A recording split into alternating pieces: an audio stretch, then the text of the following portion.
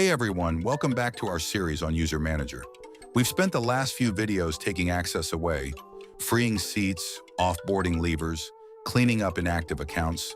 Today we go the other direction. Someone needs to come back and you want to do it cleanly. This is restoring access and reactivation. First, let's be precise about what coming back actually means, because there are two very different situations, and the app treats them differently.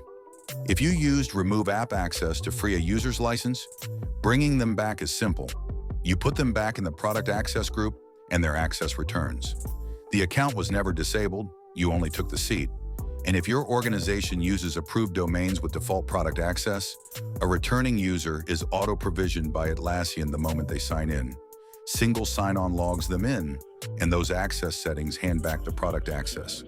But if you use Suspend User, that's a harder stop. It blocks login across every Atlassian service, and to undo it, the account has to be restored. Let's make it real. Someone comes back from months of parental leave, or a contractor returns for a new project. While they were gone, you reclaimed their seat or suspended the account entirely.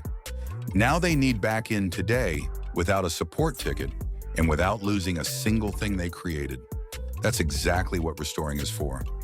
So where does the app's Restore User Access action fit? You'll see it in two places, the bulk operations modal and as an automated task action. The rule of thumb is simple. Remove App Access is reversed by regranting groups. Suspend is reversed with Restore User Access. And here's the key part. Because the app syncs your entire organization, a full sync every 24 hours today, with real time on the roadmap, it sees every suspended user, no matter where the suspension happened. Suspended inside User Manager or directly in Atlassian by another admin.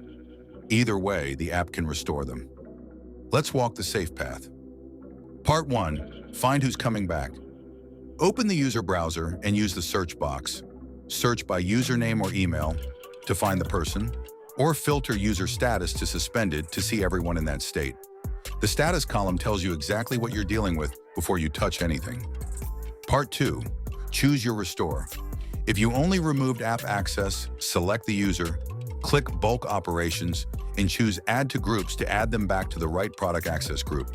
Apply, and the seat is theirs again.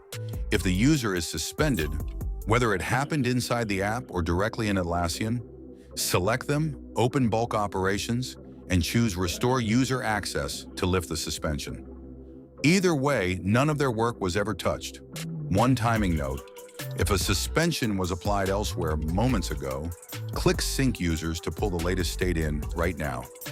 And that's restoring access. To recap, removing app access is easy to reverse by re-adding groups, and with approved domains and default product access, Atlassian can even re-grant it automatically on the next sign-in.